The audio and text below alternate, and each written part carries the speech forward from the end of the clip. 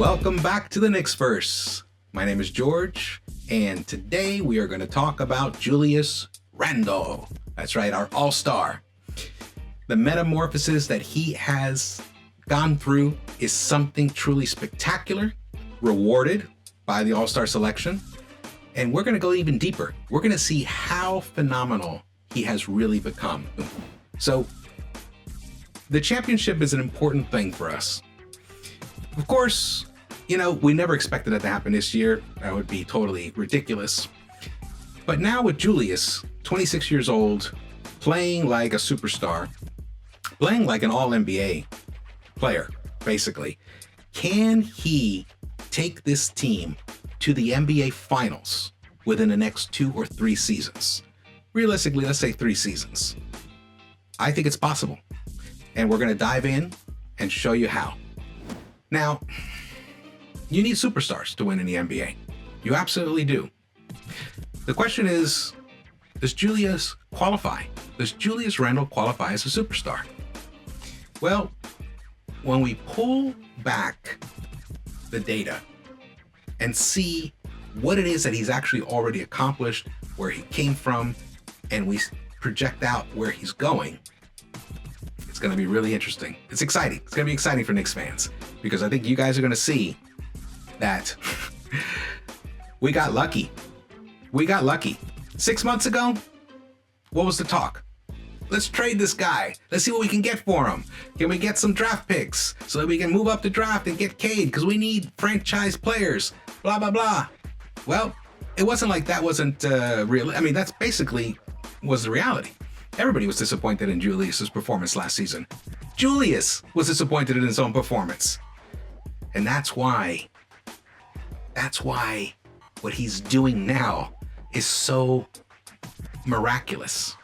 I mean, Knicks got lucky. When was the last time that happened to us? When was the last time? Well, in some ways you can say we got lucky twice this year, because we also got Emmanuel Quickley, 25th pick. That's pretty lucky. And some might say, we'll see in a couple of years. Yes, Zion's being a monster, but we'll see. We'll see. RJ Barrett could be the perfect piece player to come to New York and flourish. Yeah, I'm so excited. I'm super excited. All right, it's time to analyze whether Julius Randle can be that number 1 player for the Knicks, or whether he's a 1B, the sidekick. Let's jump into the numbers. Let's go. All right, so here we're starting with our top tier players table, and it ranks them by PI, win shares, defensive win shares, differential from cleaning the glass, player efficiency rating. This is top 10. It is currently in the top 10 or was in the top 10 last season. Whether they were an MVP, all NBA first or second team, defensive player of the year, and all defensive first or second team player. So here we go back to the beginning here. Joel Embiid is number 1 in player impact estimate at a 20.9. This stat correlates to wins more directly than any other stat, and it also factors in the player's defensive contribution. 20.9, Jokic 20.3, LeBron 19.4. You can see these are the top players in the game. 18.7 for Luka, Jimmy. Look at Jimmy at 18.7. There's Steph, 17.8, Harden, and then Julius Randle, 16.7. Below him is Bam, Dame, Kev, AD, Beal, Towns, Gobert, Paul George, Chris Paul, and Kyrie rounds out the top 20 at 14.5. Now, that's not the only metric here that shows that Julius is having an all-NBA caliber season. When you look at the win shares, his 4.5 win shares ranks him 11th overall. His defensive win shares of 2.1 ties him with Giannis for 3rd place behind LeBron and Rudy Gobert, 2.5. That's the major difference. Julius is having a tremendous season defensively along with offensive numbers. Now, as you'll see, Julius has never been to the finals. He's not in the top 10 of player efficiency rating. He's like a 20th. He's in the 20 range. His 5.7 differential puts him up in the 76th percentile, which, you know, you can see Bam is at 1.9, Harden 4.3, 4.4. So this is why I've included several different metrics to try and round out who's having an all-NBA season currently. And you can see a lot of these people have already been all-NBA selections, which is what you need for building a championship team. So in my opinion, Julius Randle is having, right now, he's having an all-NBA caliber season. He'll at least qualify for second team, and he might even make second team all defensive the way he's going right now. It's tremendous. Paul George, all NBA, first team. He's all NBA, a defensive team. Kyrie, he never made it a first team, interestingly. Second team right here. This rounds it out. Other players that are missing from this list that could make a claim are Zion, who's having a tremendous season. Ben Simmons, you can also say, but their pie isn't up into this realm currently. All right, let's move on to the next metric. 538 Raptor table. Here, the wins above replacement, Julius is 8th with a 5.1 score. That's right, 5.1. When you look at his overall Raptor total, it brings him down to 12th, which is still right there, sniffing at the door of the top 10 players in the game. Now in here, you'll see Jamal Murray is up here, some players that weren't on my other list, Fred VanVleet, they're having tremendous seasons, but they have not gotten any other accolades. They're kind of similar in a sense to Julius, that they're on the come. They are making a move up. You can see Jared Allen down here. Very good player. All right, let's go to the next metric. We're going to show the thing that Julius needs to improve upon dramatically is his offensive Raptor score. And we're going to get into how he's going to do that. 538 graph that shows us where Julius lies in relationship to all the other players having tremendous seasons and have had tremendous seasons in the past. So here we go. That's Joel Embiid. He's having an amazing season. You want to be in this top right quadrant here. It means you're a plus offensive and plus defensive player. The pink is the bad. Here's a good offensive player and bad defensive player. Here's a offensively challenged player, like you see Miles and Rudy, but excellent defensive players. So in this realm here, so here we have Joel Embiid. We have VanVleet again having a tremendous season. There's Kawhi, LeBron, over here Jokic, and here we have Giannis.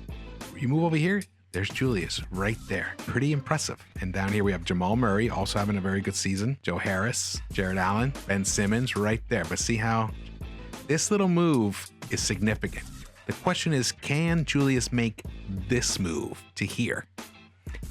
I think he can, because when you look at what he's done in the past 2 seasons, this is where he was last year. And look at the move he's made. So for him to get to here, where Giannis is, it's not that big a stretch. And the way for him to do it is to increase his rim efficiency. That has taken a downturn in the past 2 seasons as he's adopted more of a mid-range game and a 3-point game. So we think that as he evolves as a player and he incorporates his rim efficiency that he had when he was with the Lakers and New Orleans, this move is definitely within reach. We're going to compare Julius Randle to Giannis. But first, look, 23.2 points per game, 11.1 rebounds, 5.5 assists, and there it is, the player impact estimate, 16.7. Very, very, very impressive. All right, so let's compare him to Giannis. And when you look at their stats, they're very comparable. Julius is leading in minutes, even though there's a lot more blue, which indicates leading in that statistical category. But when you look deeper, rebounds, 11.7, 11.1, not that different. Assists, 5.9, almost 6 for Giannis, but look at Julius, 5.5. The turnovers, very similar. Steals, Giannis is up half a steal more per game, which I really want Julius to increase that. His blocks, obviously, that's one thing that Giannis brings to the game. That's something really special that Julius is just not going to give you. And the 29 points per game is pretty phenomenal. Julius is at 23.2, which is also very phenomenal, but it's still almost 6 points shy. And that can be attributed to the amount of free throws. See here, Giannis is taking almost 10.5 free throws per game, making almost 7, but his free throw percentage is only 66.1%, where Julius is at 80.5, which when it comes to playoff time, this is where you want to be. This is going to be a very negative impact in playoff time. Now, where Julius excels, 3-point shooting, almost 41%, and he's taking almost 5 3-pointers a game. He's connecting at almost 2 a game. This is a tremendous stat, and if he can increase this a little more, actually, honestly, if his frequency can stay at around 5, that would be fine. What he needs to increase is his 2-point field goal percentage. This is where 48.3% compared to 55.7%. This is a drastic change right here, drastic shift. If Julius can increase this up to 50, 51, 52%, we're talking no doubt, first team All-NBA player. We are on Cleaning the Glass, looking at Julius's shooting frequency stats right here. Now, as you can see, his field goal percentage when he was with Lakers his last season was a robust 56.6%, which for bigs, that puts him in the 65 percentile rank. It's good. It dropped a little bit when he went to the Pelicans, but still good. But as you can see how it basically fell off the table when he came to the Knicks last season, and now he's on the recovery with 53.9% field goal percentage. Now, when you look at, this is the percentage of shots attempted, his distribution of shots. All right, so the major change was his rim shots within 4 feet of the basket. In 2017-18, he shot 69% of the time at the rim, which is down this season to 28% of the time. So it's really low. He's shifted that over to the mid-range game where he's attempted 48% of his shots, and his 3-point game, 24% of the time. Now let's compare this to Giannis. All right, this is Giannis's numbers. You can see Giannis, his field goal percentage, 58.5%, which is good, which is, almost 60 percentile. Last season was 59%. Look at that before. Now, for some reason, I had him listed as a forward before. Now he's a big. That impacts your ranking because this is relative to your position. Now, his rim, look at that, 57% of the time he's shooting at the rim. His mid-range game is at 26%, and he's shooting 17% of his 3-pointers. Next, we're going to look at the accuracy. Boom. All right. Giannis's 3-point accuracy is at 28%, which is not good. That's not good. Here, he's only taken 5 corner threes, so it really doesn't count much. But look at his rim. He's making 79% of his shots at the rim. That's pretty impressive. Back here, when he was in 2016, 17, in 2015, 16, he's at 66%, 69%. That's the area where Julius should be in. And here, we're going to go to see what Julius's numbers were. All right, here's Julius's shooting frequency numbers. As you can see, here's the accuracy. All right, so Julius, right over here, 41% of his threes he's making. It's fabulous. His mid-range game, he's making 47% of this. That's pretty good. You can see it's for 68 percentile rank. His long mid-range game is at 75, so he's really lighting it up from there. But look what's happened to his rim efficiency. It's dropped below 60%. For a big, which they categorize him as a big, I think he's more of a forward, especially now. He's shifted to more of a forward because he's now facing the basket more. He is running the offense a lot more, as you'll see in his assists. So back here, when he was last season with the Lakers, he was at 69% of his field goals at the rim he was completing. It's dropped 10%. I think once Julius is able to improve his rim efficiency, his field goal percentage will climb, and his overall points per game will climb, and his overall ranking as an All-NBA player will climb. This is the key right here. Getting Julius to be more efficient and productive at the rim. Now, part of this could be attributed to the fact that the paint is often congested because he's not surrounded by shooters. So as the quality of shooting increases around him, it will soften up the paint for him, and hence he should be able to complete at a much higher percentage. There you have it. Julius Randle, all he has to do is incorporate an aspect of his game that he had with the Lakers and the Pelicans, and marry it with the new Julius, this all-around master of the universe type Julius.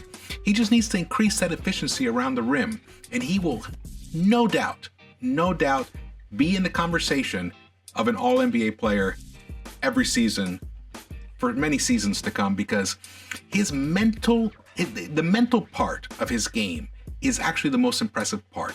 You've read the article, you've read the Players Tribune article, you've seen the interviews.